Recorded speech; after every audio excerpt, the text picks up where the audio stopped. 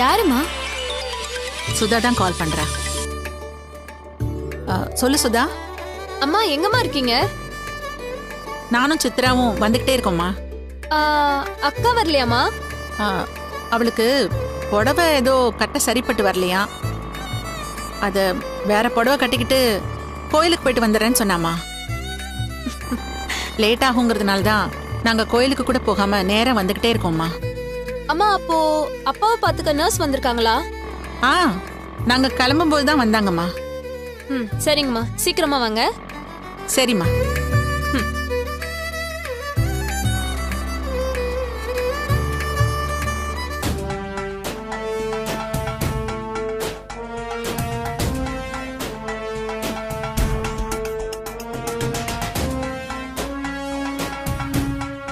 கோமதி என்னை விட்டு பிரியறதுல ரொம்ப தீவிரமா இருக்கா.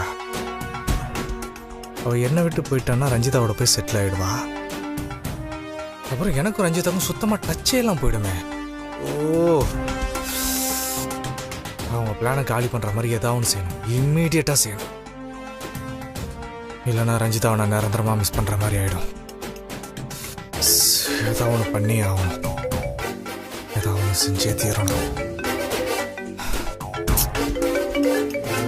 வேற கோமதிக்கு முன்னாடி ஃபர்ஸ்ட் இவ்வளோ அனுப்பிச்சு வைக்கணும்.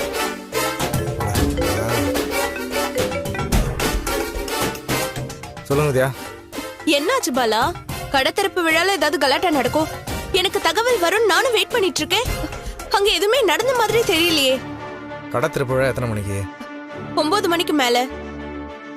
அப்ப கலாட்டா பண்றதுதான் கரெக்டா இருக்கும். ரிப்பன் கட் பண்ற சமயத்துல தான் நம்ம ஆளுங்க களத்துல இறங்கி வேலையை காமிப்பாங்க. கொஞ்சம் பொறுமையா இருங்க வித்யா, எல்லாத்துக்கும் அவசரப்பட்ட எப்படி? எனக்கு ஒரு மாதிரி டென்ஷனா இருக்கு பாலா. எஸ் ரஞ்சிதான்னு நமக்கு ஒரு சூப்பரான ஆதாரம் கிடைச்சது, அத வச்சு ரஞ்சிதாவை விரட்டி அடிச்சிருக்கலாம். பிளானிங்ல கோட்டை விட்டுட்டு அந்த விஷயமும் நீங்க சொதப்பிட்டீங்க. அதே மாதிரி இப்போ நடந்துடக்கூடாதுல்ல. அந்த பிளான் தோத்ததுக்கு நான் காரணம் இல்ல வித்யா, அனாவசியமா என்ன பிளேம் பண்ணாதீங்க. இந்த விஷயத்தை பத்தி யார்கிட்டயுமே டிஸ்கஸ் பண்ணாதீங்கன்னு கல்பனா கிட்ட அவ்வளோ ஸ்ட்ரிக்டா சொல்லி வச்சிருந்தேன். அவ முந்திரி கொட்ட மாதிரி உங்க எல்லார்கிட்டையும் விஷயத்த சொல்லி காரியத்தை கெடுத்து வச்சிருக்கா. உங்க எல்லாருக்கும் விஷயம் தெரிஞ்சது ரஞ்சிதாவுக்கு தெரிஞ்சிடுச்சு, அவ உடனே உஷாராயிட்டா. எஸ் ரஞ்சிதாவையும் அதுக்கேற்ற மாதிரி அலர்ட் பண்ணிட்டா. அதான் அவ உங்க வீட்டுக்கு வந்து எல்லா கதையும் மாத்தி சொல்லியிருக்கா. நான் அவ வீட்டுக்கு போனப்போ இதே கதையை தான் அந்த எஸ் ரஞ்சிதா என்கிட்ட சொன்னான்.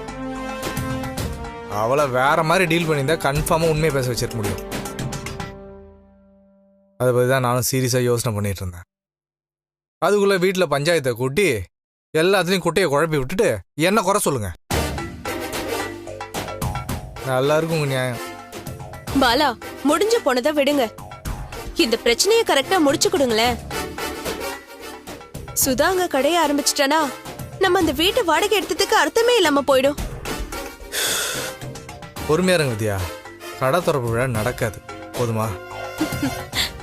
அது போதும் பாலா. சீக்கிரமே உங்களுக்கு தகவல் வரும், கேட்டு சந்தோஷப்படுங்க.